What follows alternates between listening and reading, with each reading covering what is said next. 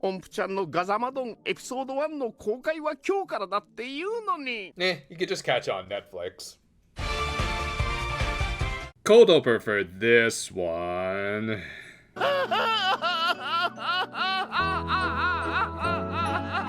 Yes, I think I'm gonna need all the adults, please. But yeah, Oyaji was looking at a poster for Ompu's upcoming film that was being advertised by her official fun club. I mean, yeah, I get that's supposed to be an A, but it's more fun to think that this season with the American girl has some rough English in it. The episode proper went on to explain that he was now working at the witch kindergarten as a janitor to make ends meet. I'm guessing after the merger of the kingdoms in the previous season, he had to find a new lifestyle. Though he's probably going to spend all of his funds on movie tickets because damn, these things are expensive these days. At the same time, because of the events of the previous episode, Hana ended up longing for her mother. Yeah, Miller, you probably shouldn't have low-keyed encouraged the Ojamajo to stalk their daughter, but hey, I'm sure you know what you're doing, right? Anyway, Oyaji figured they could take advantage of the toddler's longing. Meanwhile, the original witch trio would have to start their workday at the Mahodo without their extra members, as Ompu had to go to the premiere of Gazmodon -1, and Momoko was taking some extra lessons. Still, they were able to handle things for the most part, other than Doremi being unable to stop thinking about Hana.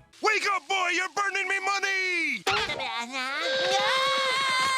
Also, am I the only one who finds a five-fingered Majorika to be cursed as all hell? Anyway, Della then arrived to both deliver the next door of baking ingredients and to offhandedly tell them, hey, your godbaby kind of got kidnapped. Naturally worried, the Ojamajo immediately tried to head out, but realized it wasn't night like it usually was when they went. Fortunately, it being night wasn't the actual condition they needed to travel to the witch's world, but rather just that the moon needed to be visible, and as it just so happened, it was in the middle of its full moon phase when it would be just as visible during the day as night because its position put it directly in line with the sun's rays. What can I say? Astronomy 101 was always one of my favorite subjects in college. But yeah, an actually clever workaround to let the Ojamajo travel between the worlds during the day. I don't think it was a retcon, as the moon has always been a part of this ritual, but probably just something that they didn't come up with until now, so good on the writers for doing their homework. Still, as it just so happened, Oyaji and Hana arrived in the human world just as they left. Also, Momoko was in the kitchen, having arrived in between all of this, and also finding a letter from her friends telling about what they were doing. Nice little touch having it be written in Romanji for the convenience of their friend, who was still relearning Japanese. But yeah, the two ended up meeting the new girl in town. Asuka Momoko yo. Momo-chan! あなたがいて僕が Damn it, why do they always have to send the slowest officers possible? Granted, he didn't do anything and just left the toddler in the hands of a complete stranger from his perspective so that he could just go see a movie. So yeah, still not that much better. But yeah, I guess another reason they had Momoko go shopping at the end of the last episode and not meet Hana until now was just so that they could have this admittedly cute scene. Momoko. Meanwhile, the Ojamajo were desperately searching for Hana, leading to mostly a bunch of cameos, though weirdly enough, they didn't include the Motas, who could have just appeared in a voiceless role like Majo Heart here, but whatever really. And in Ompu's case, I think she could have gone without this cameo. 音符ちゃんがこっち見てる音符ちゃん Oyashi. Why don't you have a seat?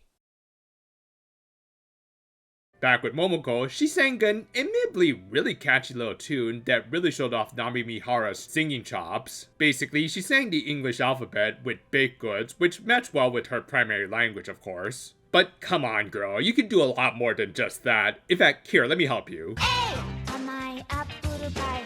B. B. C. C.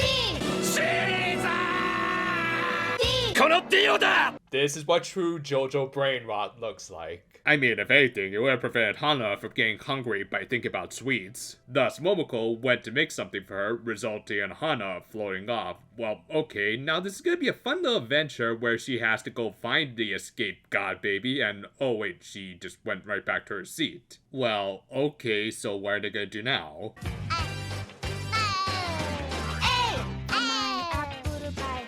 Didn't we just do this bit? I mean, yeah, there were a few scenes in between, like the Ojamajo literally piecing together Oyashi's plans for Hana through a Gazmodon poster they tried to destroy. And on that note, we also saw what Ompu was doing while he watched her movie. 音符ちゃん大急ぎ Okay, that cut had to be intentional, right? Then, I guess they did change it up a little by having Hana participate in the song with her magic, so I guess there might have been a point to all of this, and they weren't just killing time by, say, having her sing it like a third time or... 1 minute later.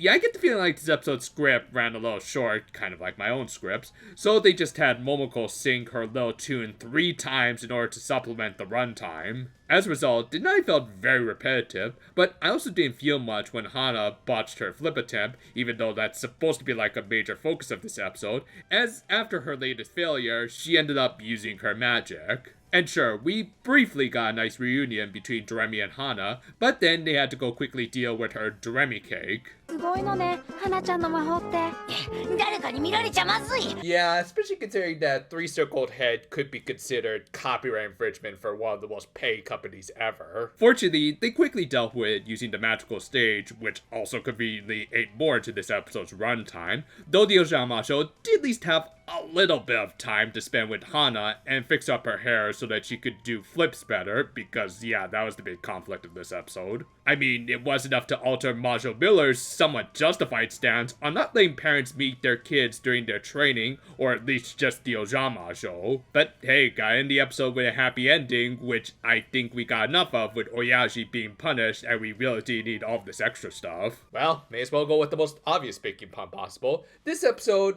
needed a few more minutes in the oven. Like, honestly, I did really want to see the Ojamajo reunite with Hana, which we kind of got at the end, after a lot of needless padding. Yeah, as even Frozen proved, you can always make even the catchiest tunes become overused to the point that you want to tear your ears off. It wasn't bad, but like an underbaked cake, it just feels incomplete in spite of some good elements here and there.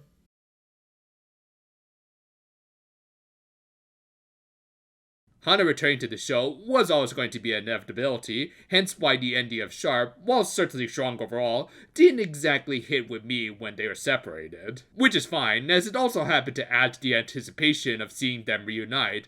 Thus, this episode kind of really frustrates me. Yes, the Ojamajo looking for Hana did make for good drama, but that was somewhat watered down by everything else going on around them, with Oyaji being the worst kind of theater goer to that ABC song. That said, another thing I was looking forward to was seeing Momoko and Hana meeting, since it is a pairing that we've never seen before, and it could even add to the former's development, like maybe it could relate back to Momoko's experiences with her surrogate mother in Majo Manro. But no, it was mostly just singing the same song 3 times in a row with no variation, even though it is an ABC song, so you could replace some of those words with some other things. As a result, and in spite of honestly a solid first half, the episode started to become incredibly unfocused after that first apple pie. If anything, it could have been a much stronger story if we had just gotten a few more minutes of proper interaction between the Ojamajo, in particular with Doremi, because while sweet, that final act did feel kind of rushed, especially when the climax involved Hana doing flips,